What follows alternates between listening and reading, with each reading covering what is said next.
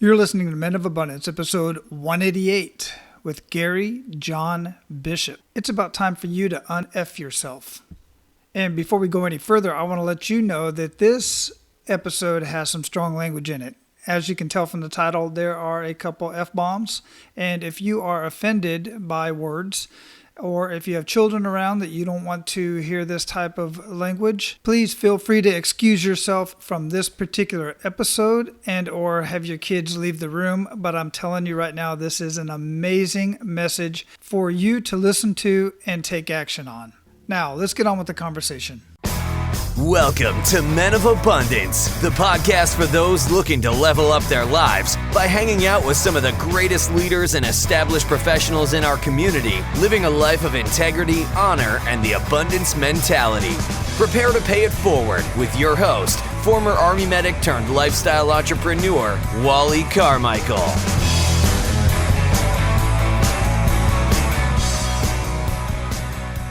What's up, all of you amazing, abundant leaders out there? I am Wally Carmichael, your founder and host of the Men of Abundance podcast. And today we are having a conversation with Gary John Bishop, our second Scottish dude on the show. Totally amazing, but Gary is not in Scotland at the time of this conversation. He is literally just down the street from where I am currently recording this pre-show. You'll find out where that is in just a minute. Nonetheless, we have an amazing conversation.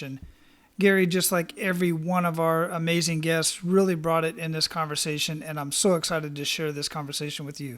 And talking about sharing, you know I have to allow you and afford you the opportunity to be abundant in your life today by paying it forward and sharing this episode, this conversation, and Men of Abundance in general with everyone you come in contact with, or at least those that you like. And it is so easy for you to do that. Just share Men of Abundance on Facebook, share the episode, menofabundance.com/188, or share it right from whatever podcast player it is that you're listening to. Click on the three dots, a drop-down menu will come down, and you can share it on Twitter, Facebook, in an email, text message, whatever you want. Just make sure you're abundant in your life today, pay it forward, and share this with other men and women. Trust me on this. They will thank you for it. And men, I want to personally invite you to come over and join our Men of Abundance community on Facebook. It is a closed community, and all you have to do to request access to the Men of Abundance community is go to menofabundance.com, click on the Members Only tab at the top of the page, and request access from right there. I will check you out. I will then give you access, no joint accounts. I'm doing everything that I can to make sure that it's only men in there so that we can have the conversations that we need to have, and we can continue this conversation over there at the Men of Abundance community. All right, let me introduce you to Gary. He is the author of the book UnFUK Yourself. It's spelled with an asterisk, but that asterisk is not necessarily there to not fully spell out the word F-U-C-K. The asterisk is there for a specific reason, and you can find out why. We didn't have this conversation during the show, but I knew this from his website. You can find out what the asterisk means by going to GaryJohnBishop.com and check out Gary's The Asterisk blog. That's where Gary starts out by breaking down the meaning of the asterisk, what its significance is, and I think you're really going to dig it. It's really going to tie right in perfectly to this conversation that we're having here today. Gary is a highly sought-after personal development expert and one of the leading lights in the industry. His passion for impacting people, shifting their thinking, and empowering new and unparalleled success has earned him hundreds of thousands of admirers and followers across the globe.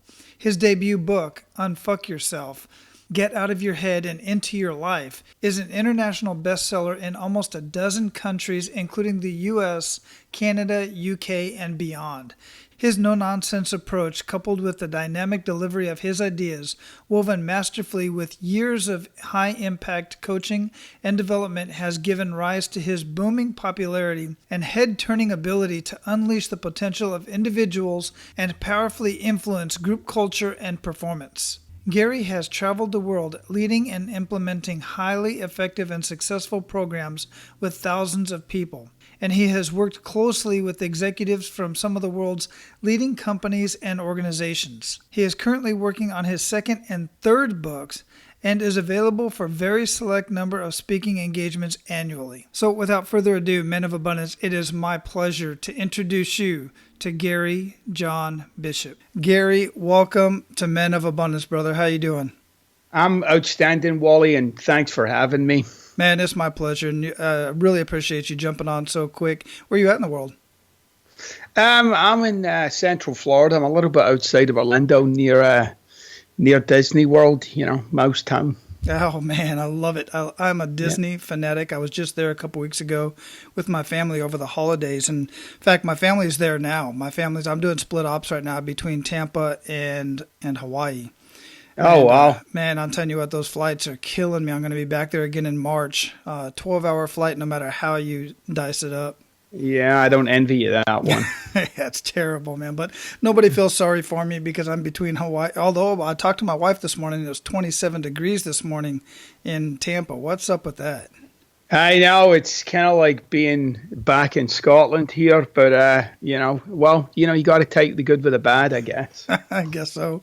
Yeah, we weren't told about that type of cold weather, but I said we're going to probably end up moving back to Hawaii, but we'll see what happens. Uh-huh.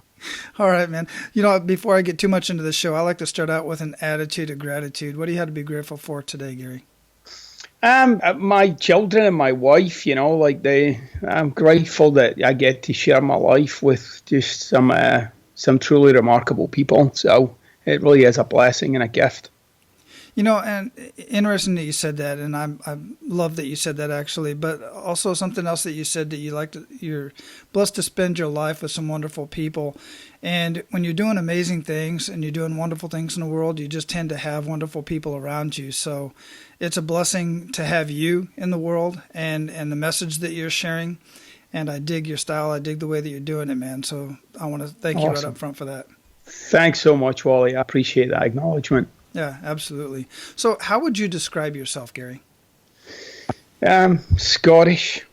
That's simple. I could hear that. I think, I'm if I was to kind of give you it depends on how I would answer that question. So I was going to answer it in terms of my self-expression. It would be, I'm compassionate. I'm driven. And I'm fairly intuitive, and I'm unbelievably hardworking. Yeah. So those would be traits of mine, I guess. But if I looked at from a slightly different angle, the one thing that keeps burning away with me is, I have this real authentic love for people, and I completely appreciate that people can be the biggest assholes. Mm-hmm. So I got this real, real profound connection with people. I want people to do well, and I don't mind giving my life to that pursuit. Yeah, I love it. I absolutely love it. I could feel that. And, I've been watching your videos since I was first introduced to you. One of my guests mentioned your book, UnFU Yourself, and I just immediately went out, and what I do generally is I download the audio, get through the audio, and then if it's a type of physical book that I want to get so I can reference it more often and take notes and whatnot, then I'll buy the physical book. Yeah. And the physical book's on the way, and I absolutely love the book. We're going to get into that, but I watched some of your videos. I saw some of the other stuff that you're doing. Listened to a few of your interviews, and you're just out there doing it, man, and you don't care who's getting in your way, and the fact of the matter is, like you said, most people are assholes to themselves. And that's what we're trying to do here, trying to get people to get out of their own damn way. Yeah. I think, look, I do have a kind of style, and it's unapologetic, but not irresponsible. Mm-hmm. And, some people say they're unapologetic and they say what's on their mind. I don't recommend that. I don't recommend saying what's on your mind. There's a lot of nonsense in there. Mm-hmm. That you need to be a little responsible for. Mm-hmm. But anytime I say something, there's a really powerful context that drives it all, and that is I'm out to be a contribution. I'm not out to just take a shot at people or to bring people down for the sake of taking a shot at people or for the sake of bringing people down. Everything I say either publicly in my books, podcasts, videos, whatever I do. Sometimes it's a little shocking, but there's a massive intention behind it, and that is that people wake up to how great they really could be. So that's that's what drives me. That what falls out of my mouth is designed to empower people, not in any way undermine them. Yeah, and it's a whole shock and awe type of approach, and we're going to get more into your book because I have some comments about that, specifically about your approach and how it comes off initially, but ultimately once you dig into it, it's truly authentic and genuine. So how did it, let's get a little bit more into your background a little bit, because that's one thing that I really didn't find a whole lot about, and I admittedly didn't really search really deeply because I wanted to have this conversation between you and I, in person, and reveal it to the guys just like I'm getting it. But let's get a little bit more into your background and see kind of how'd you get into this? Where'd this all come from? Yeah, I came to the United States in the early 90s. I used to be a musician. I say used to be. I had this conversation with Nicky Six, who was the bass player in Motley Crue, and I said I used to be. I used to be a musician. He said, "You still are," which was. I'm like, well. In my bedroom, but yeah. But I used to be a musician. I toured a bit, and I made some albums. I made 4 albums, but I never made any money out of it. But it was a brilliant time in my life. I just loved it. It was awesome. And when it was over, I just knew it. I think I was 30, almost 33 at the time, and I just said, I think I'm done. And I just walked away from it, and I started a construction company, and it was very small, but I made a really decent living out of it. I really lived pretty well off of that. In fact, I made more money out of doing that than I'd ever made in my life up until that point. Mm-hmm. And then I hit my late 30s, and I seemed to be dealing with the same kind of stuff as everybody else. But I would have told you I felt as if I was handling it pretty well. I was arrogant enough to think I was doing pretty good with all the problems I had. But my brother-in-law, actually my wife's brother, called me and said, I did this personal growth workshop thing. I think you should do it. And I'll never forget my words. I said, I'm not doing your stupid course. And he said, I'll pay for it. And I said, when is it? So I did it, and I walked into the place with my arms folded. I think I'd been practicing rolling my eyes all morning on the way to the thing, this is going to be terrible, And I had this vision that we'd all be, talking about, our spirit animals, and, we'd be talking about our aura, and I was just like, this is going to be a nightmare. And anyway, I walk in, and in the first hour, the whole thing's all about how I'm full of it. And I'm like, oh, this is an interesting approach. And it was the most revealing thing ever. I actually, for the first time in my life, was able to witness myself. And I'd never been able to witness myself. I was too busy being myself. And when people say that, with a certain degree of comfort, I'm being myself. But the problem is, what if you're an asshole? That's it really is an issue. What if you're what if I'm being myself? Yeah, but what if that's a jerk? Mm-hmm. Or what if that's self-centered or selfish or so independent that you don't let anybody in? Or what if you're so being yourself has you be distant or manipulative, or what if how you turned out was some kind of subconscious series of choices and decisions, and then suddenly there you are in your late 30s wondering how the hell you got here. And so when I finished that course, I suddenly had a doorway to examining myself that I just didn't even know it existed. You could see yourself that way. So I got into it, I get into the whole, not picking fluff out my belly button and getting fascinated with what I find, more understanding myself and using what I understood to impact the quality of my life. And then I actually got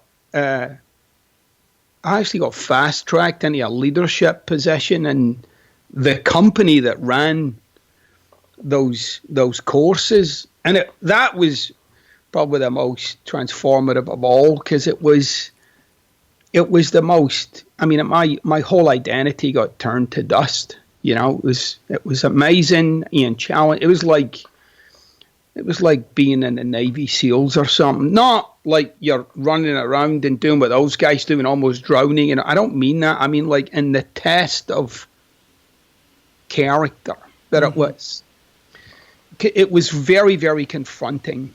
And I went on to do that. I was a senior program director for that company. I traveled all over the world. I delivered programs to tens of thousands of people. You name it, from Hong Kong to Thailand to Australia to Europe, South America, all over the United States, Canada, you name it, I went there.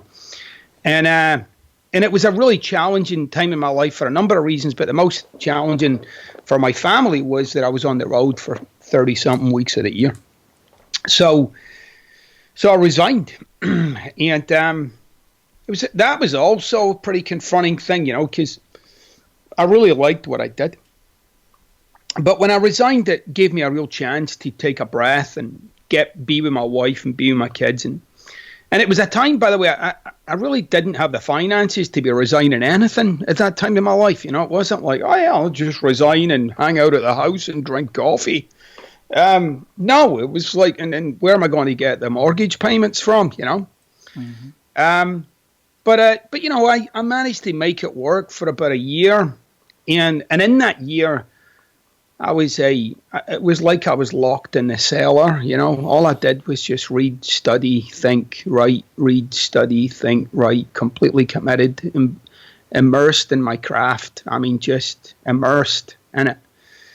And I came out the other side like Robert Johnson in the Mississippi Delta. Like nobody knew how the hell I got what I got, It was pretty, I guess, shocking. Some people who didn't really know me, but other people who knew me and knew my commitment and knew what I'd been doing for the previous 10 years knew that what I was up to was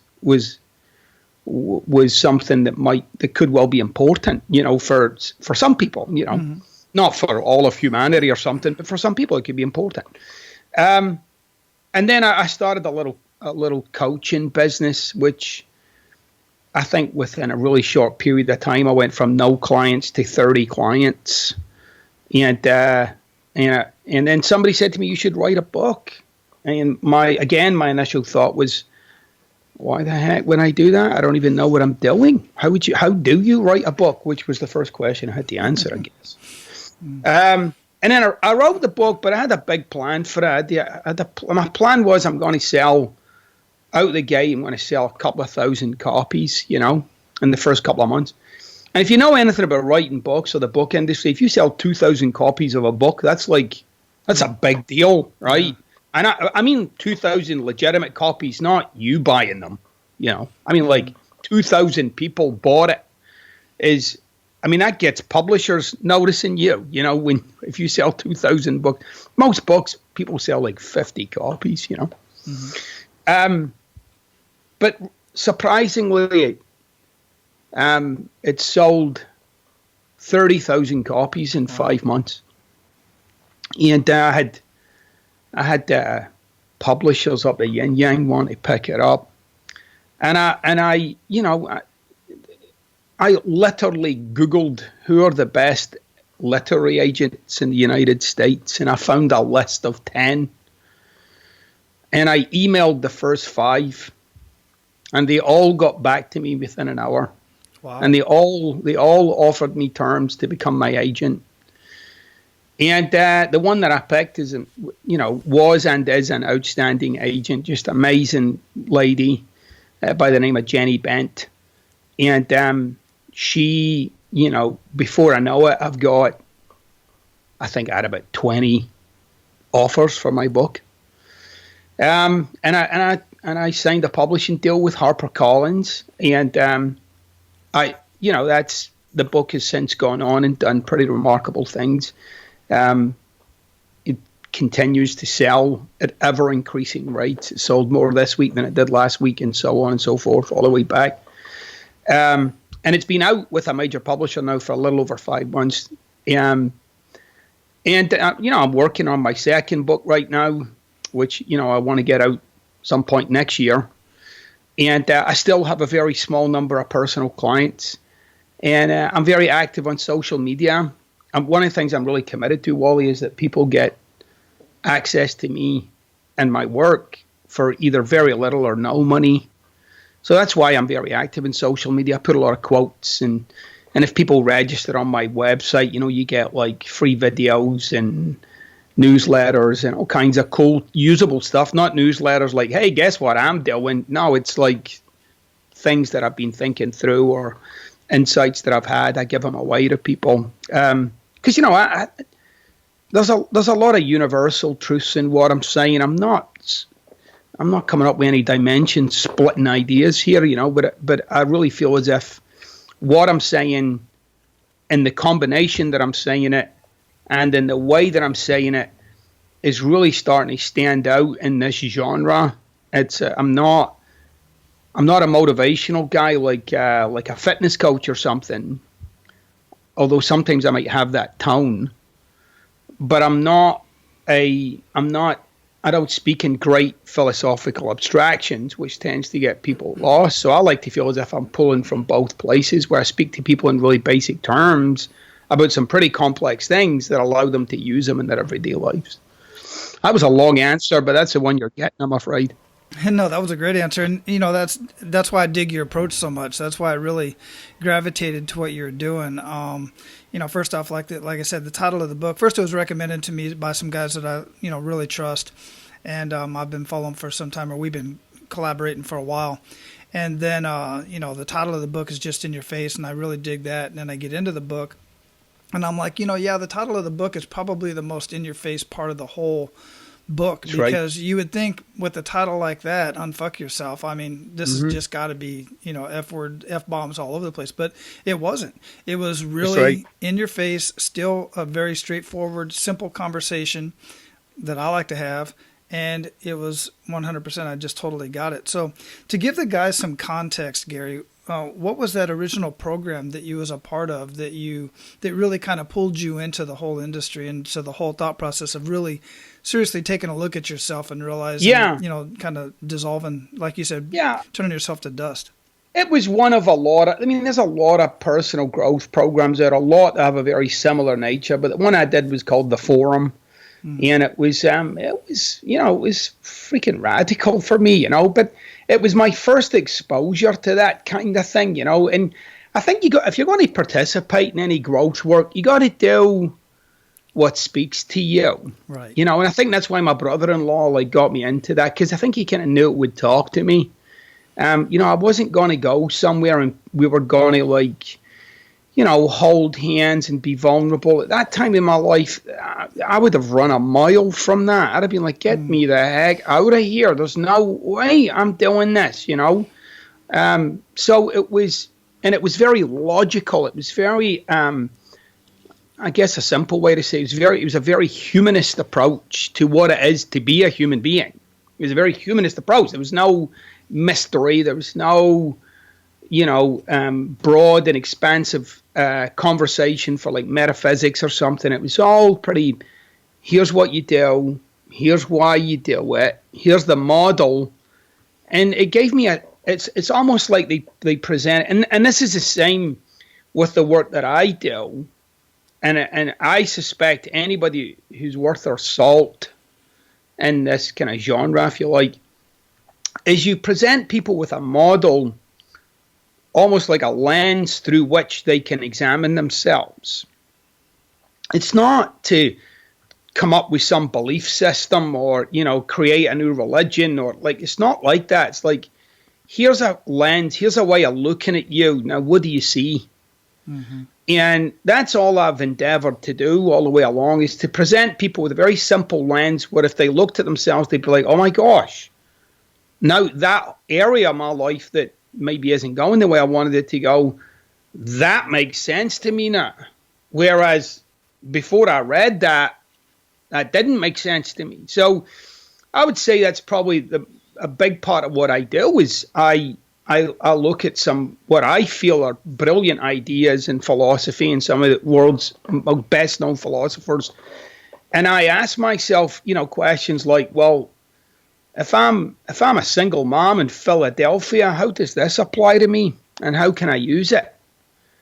And I look for ways to say that to people and introduce some of those concepts to people that they identify with it and that it resonates with them.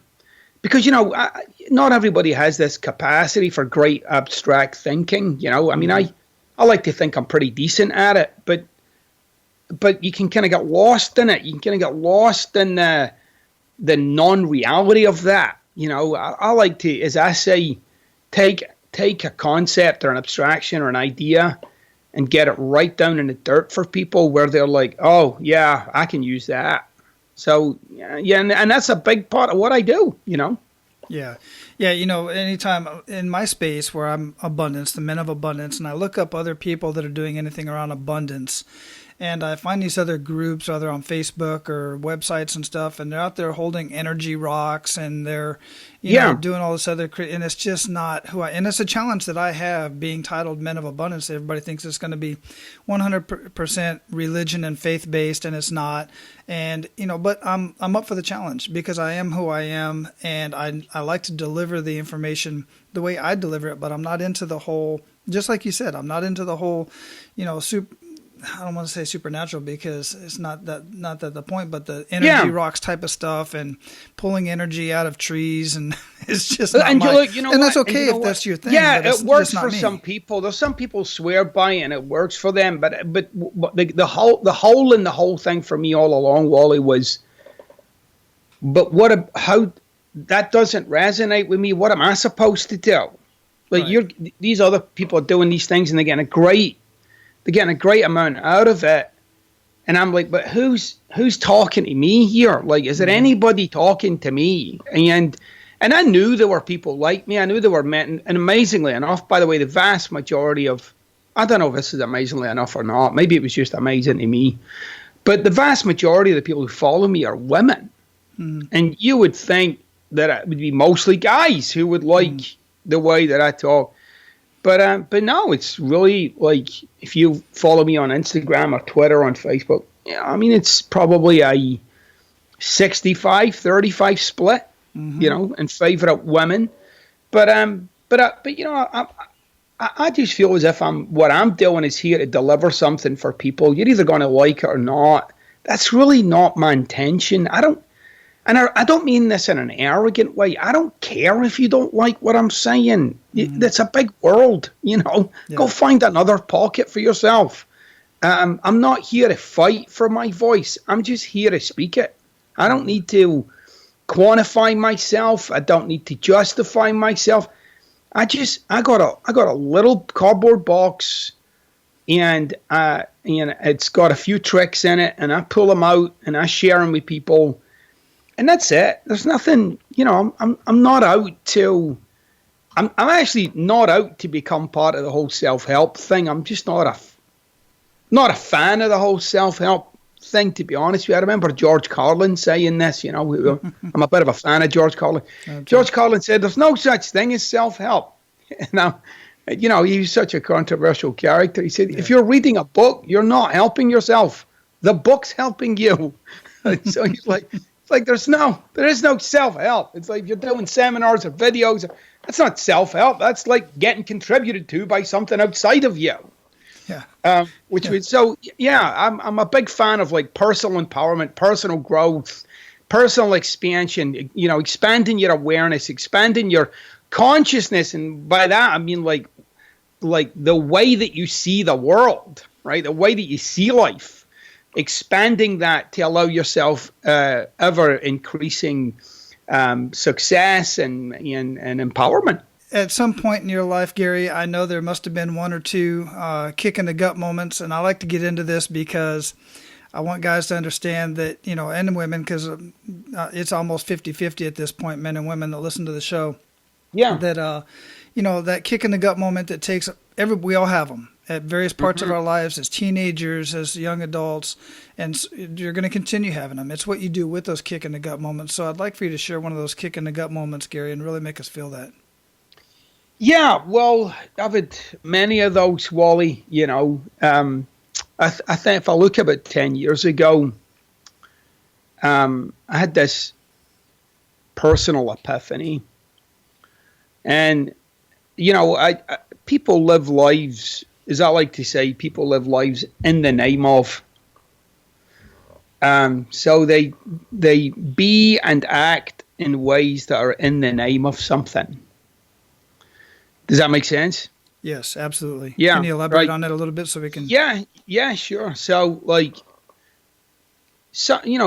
both men and women identify with this, but, you work your tail off in the name of being happy. Or you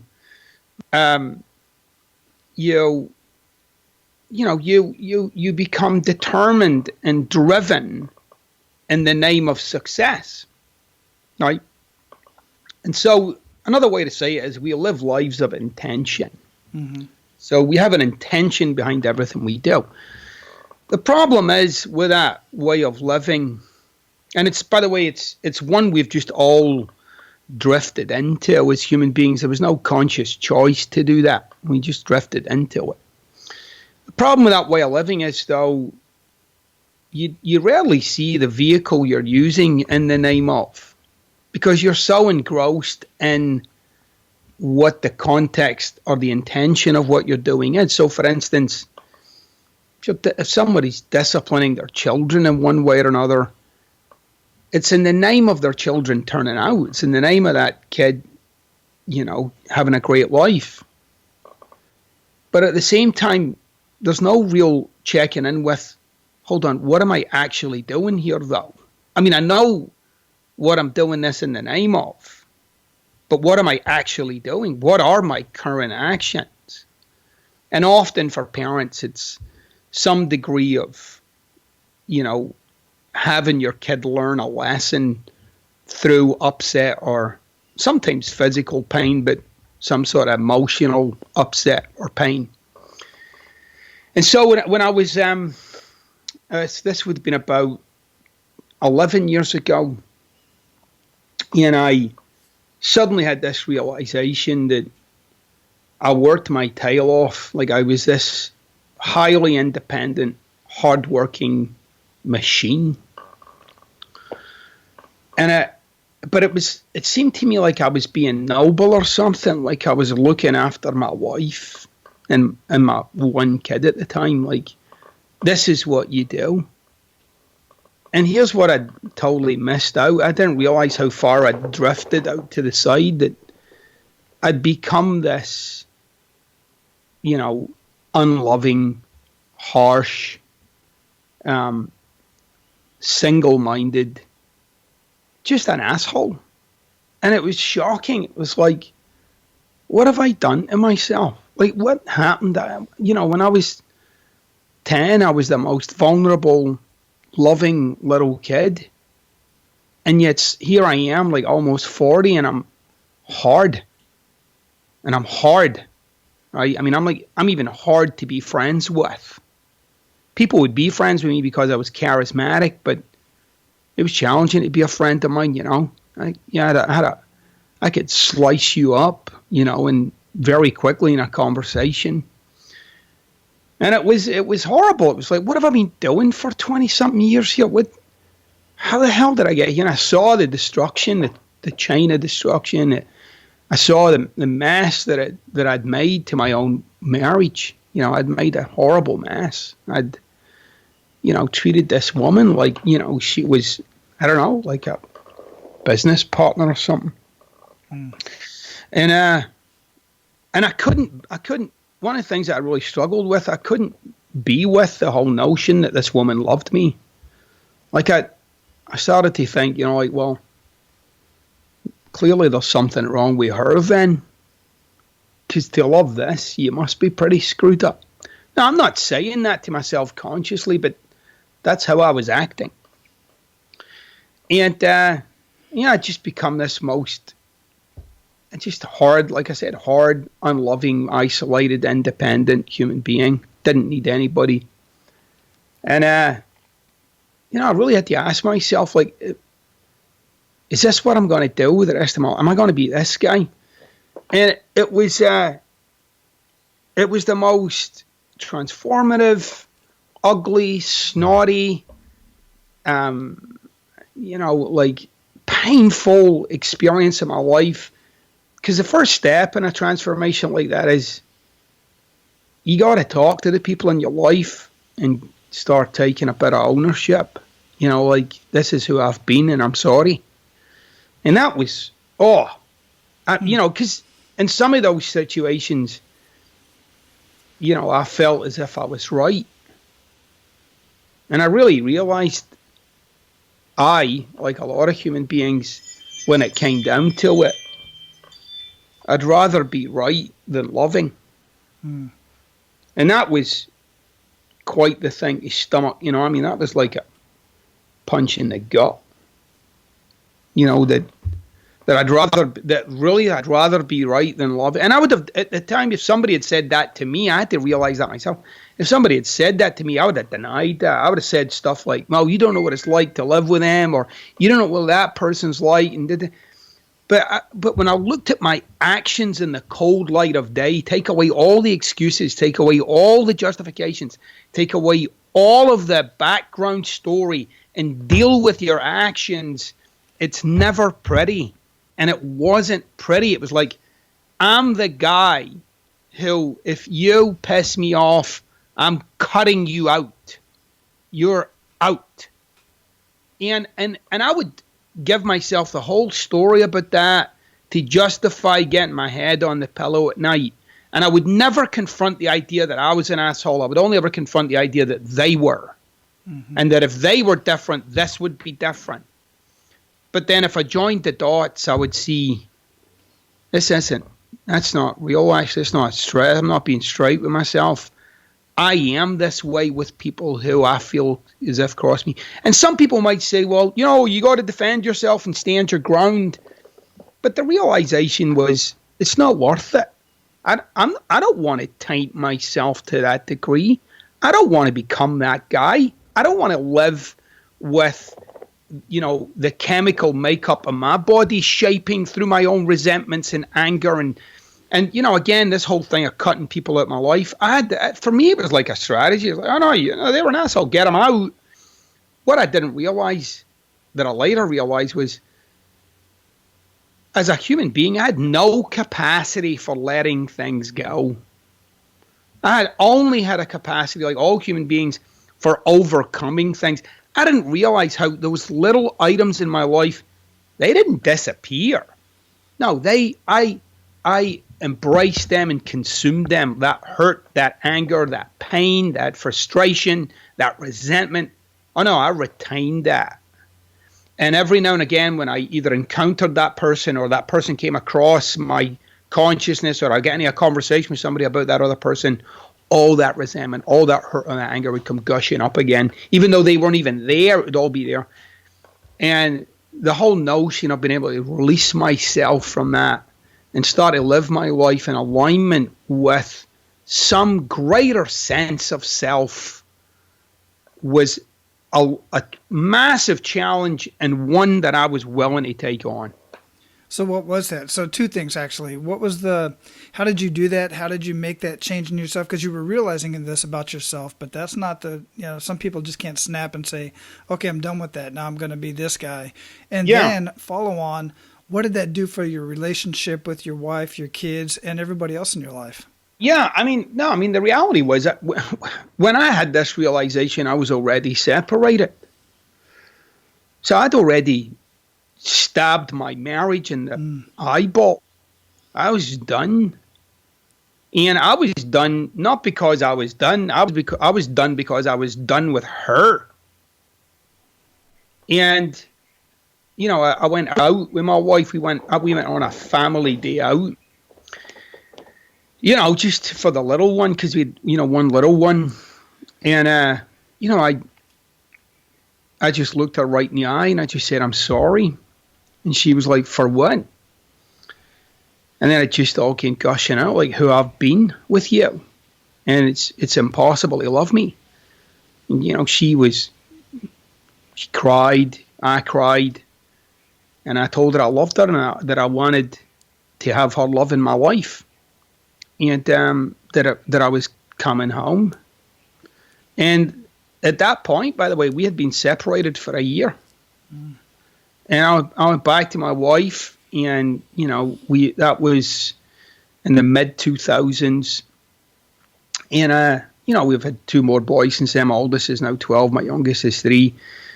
You know, but it was like, it was this massive awakening to myself. Like I said, that whole idea of in the name of, like living in the name of, if any of your listeners are listening to this right now and key into yourself and how you've justified you, and right there you'll see the carnage of your life, how you've pointed to something outside of you to explain why your life is the way it is.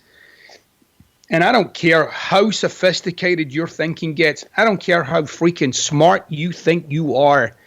Your life begins and ends with you. And you got to sort you out.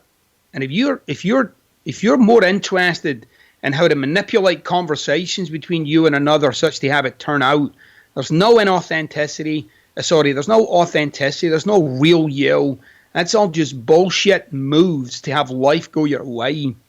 The key to living a great life, and by the way, it's not like you arrive at that. It's like this is what you bring to your life every day that you're challenged, because you're challenged every day. But when you're challenged, is to be authentic, is to just get your cards on the table and to take responsibility for where everything's at. Now, people might be like, well, why should I? You know, why should I take responsibility? My answer to that's always the same. Because you can't. Mm. You can take responsibility. Responsibility is a choice, as is it's not my fault. That's also a choice. And I know people they get upset at the idea of that. I got it. But if you'd thought enough about it, you'd realize you ended up with that point of view. You could end up with a different one, like, I'm going to be responsible for it. Now, why would I be responsible for it? Because when I'm responsible for it, I've now got it housed in a place where I can do something about it. But when you're responsible for my upsets, I have no power. You're in charge. Mm-hmm. And I'm not willing to do that. I'm not willing to give my power away. Not in a kind of self-centered or selfish way. I just mean, like, I'm unwilling to compromise who I am and give away my sense of myself to how somebody else is. People are going to be the way they are. It's up to me to generate me, to bring me to the table. And like I said, it's not like I'm walking around floating on air here. It really is like I'm challenged like every other human being is. I just got the bit between my teeth. I'm unwilling to live my life any other way than that I am 100% responsible for it, where it's going, how it's going, you know. And look, since I took that turn, and it was a very significant turn, since I took that turn, my life has unfolded in the most magical ways. Man, yeah, I can 100% relate. Gary, we're at the point of our conversation where we're going to pay it forward to our abundant leaders. You ready to do that, brother? Yeah. Outstanding. So share with our abundant leaders 1 to 3 actionable steps that they can take today. The first thing that springs to mind with me with this is do one thing today, not because you feel like it, but because you know you should do it. That's a muscle that if you build that muscle, you'll be unstoppable. Yeah. Because then you'll be able to declare things that you're going to do, all the while knowing that you're not a circumstantial being, that regardless of the circumstances, you'll deliver, right? I mean, if you look at, I think sometimes the armed forces is a great place to look for that one, but there's men and women put themselves in situations in the armed forces where they don't know how they're going to get it done, and they get it done. And they get it done strictly because they said they would, not because the planets have aligned. So one would be like, pick something today that you know you should be doing, you don't feel like doing, but do it anyway, as a demonstration of yourself that you can operate in that paradigm. Another thing I would say to people is, and again, today, make a big promise. Make a big one. Like, I'm going to write a book by the 17th of July. And you'll notice I'm being very specific about it. Mm-hmm. And make the big promise without knowing your plan yet, without knowing your strategy. Get yourself at risk is another way to say it. Get yourself at risk. You'll never cause any significant breakthrough in your life without risk. And that is part of the problem of being a human being. We live in the crosshairs of risk and safety. Like, we want it to be safe, but we want the results of risk. And if you're going to produce any results that are the kind of things that change your life, yeah, risk is going to have to be a part of that. And then the last thing I would say to every one of your listeners today is, pick a relationship in your life that's not going how you think it should, and get any communication with that person today and tell them either you're sorry, or you forgive them, or you love them. And get them off the hook for how this is going. It'll be a great relief to you and to them. And you can start to count yourself as a human being that has generosity, and that you, and you're speaking and what you say, you can actually make a difference in the lives of other people. Wow. Yeah, absolutely. I love it. What daily habits make the biggest impact in your life? I've got one, right? There's a chapter in my book, because the book's got what I call assertions in it. Not an affirmation, nothing like that. An assertion is where you make a case for something. And you make a case for something in a moment of time. And it's not any moment of time, it's invariably this moment of time. And where that's most useful is when you're in one of those moments of time when you least feel like doing something. And one of the assertions that I make is I am willing. Now, that's not just a statement, I am willing. Willingness is a state. You experience willingness. It's a physiological, neurological experience of yourself when you're willing. The great thing about willingness is it's kind of available on demand. It's kind of like those $6 movies on your cable show. You can conjure up willingness where there is apparently none. And so every day I go into my office, and it's always most prevalent for me when I'm writing, because I'm not a natural writer. Some people sit there and they just gush it, you know. I don't. I toil, you know. I'm like, I'm just sitting there like wrestling with every word, you know, because it's got it. Every word that is in my books, it's every word of it's meant. There's no errors. So every word is intentional. Every word, if you examine that word and you go a little deeper in, you'll see there's a whole world there, not just a word. So I every day, when I face that laptop, I ask myself, am I willing? And it just gives me that little something I just needed to get my fingers onto the keyboard and start typing.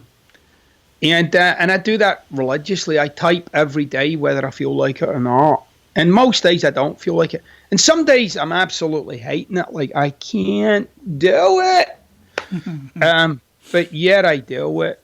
And I would say to any of your listeners, if there's anything you want to build with yourself, anything you want to grow in, it would be the ability to take action when you least feel like taking it. And that would solve all your problems in terms of your finances, your weight, your fitness, your career, you're writing a book, starting a business, asking someone out. It would handle all of that. Absolutely. Absolutely. So other than UnFUK Yourself, which we're definitely going to have linked up in the show notes, and I highly recommend, what would you recommend that our abundant leaders read today, and why? There's a book for me that, believe it or not, I don't read a lot of, I tend to read like textbooks, philosophy, as opposed to works, right? And one of the reasons I don't is because I really don't want to taint the way I think, right? Because I'm like every other human being. I can have an idea in my head for long enough, I'll literally think that it's mine, right? And it's not, it's somebody else's. So I tend to steer clear of them. But one book that I've read, and I've read many, many, many times, and I'll probably read it many, many, many more times in my life, is Man's Search for Meaning by Viktor Frankl, which was,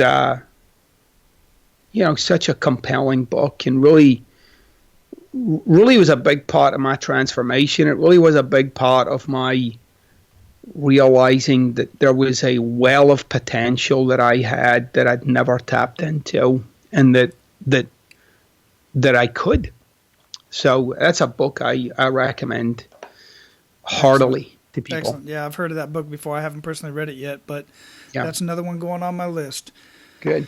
So, Gary, what do you feel holds most people back from living a life of true abundance?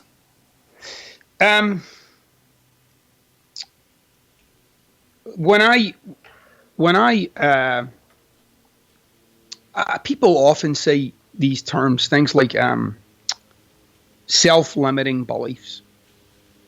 They talk about self-limiting beliefs like they know what they are. The problem with self-limiting beliefs is you don't think you have them. Now, you might say, no, I do. And then I would say, well, what are they? And if you can tell me a self-limiting belief you have, that's no longer a self-limiting belief, therefore not a self-limiting belief. Right? It's no longer a self-limiting belief. Why? Because you no longer believe it. If you're like, oh yeah, I believe this, and it's a self-limiting. No, it kind of works in the opposite way. What I like to say to people is, you are a self-limiting belief. Your every thought is a limit. Your every action is a limit. If you say to somebody, all right, paint me a picture of your dream life, there's your limit. So paint me a picture of your dream relationship, there's the limit. Paint me a picture of your dream finances, there's your limit. Your body, your whatever. You are a series of limits. For your listeners, you currently have the job that you thought you could get. That's your self-limiting beliefs in action.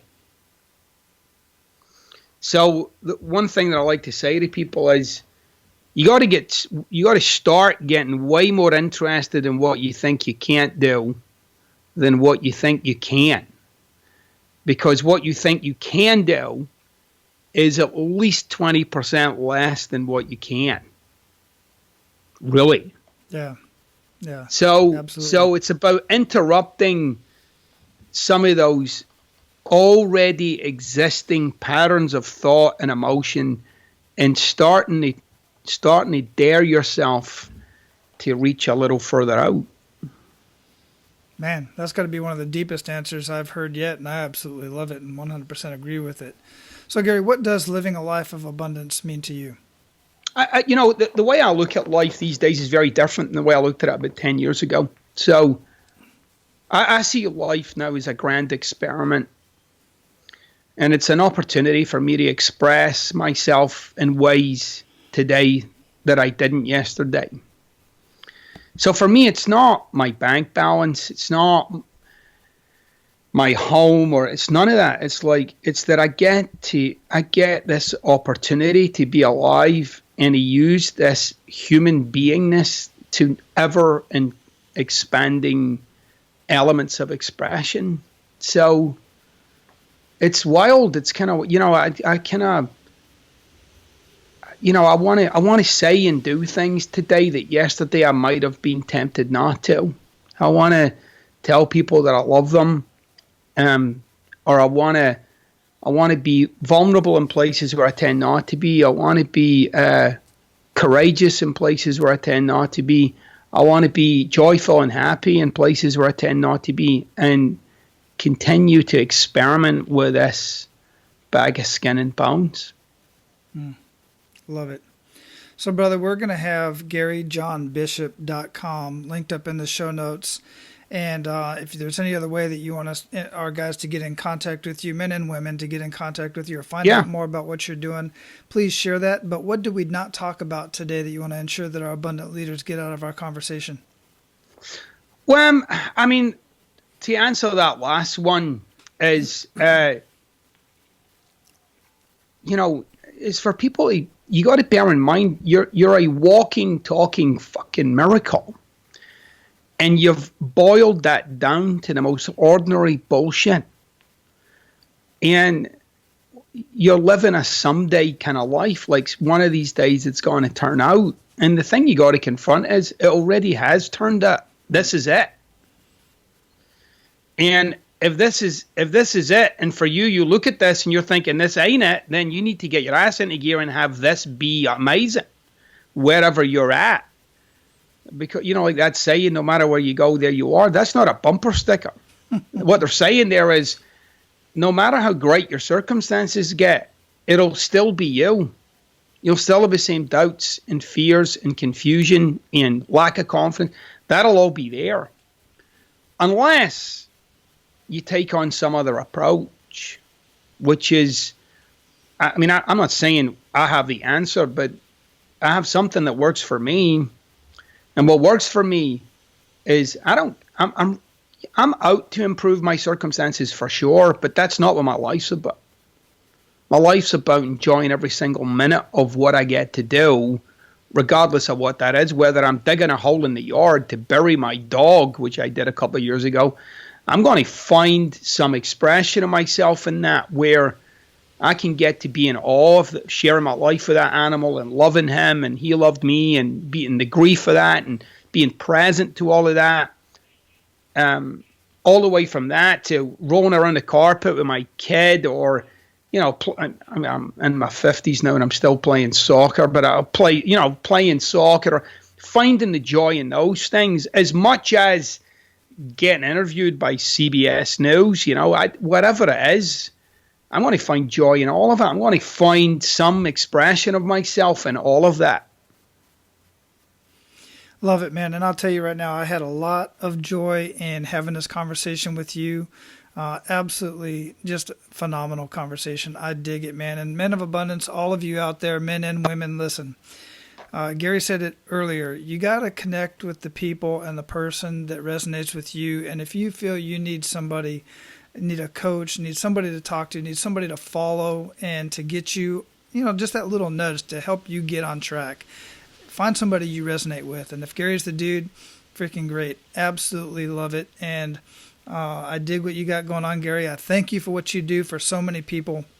I know you've touched a lot of people. I've read a lot of comments about people who have been following you and getting something out of what you're sharing, of your life and of what you've learned.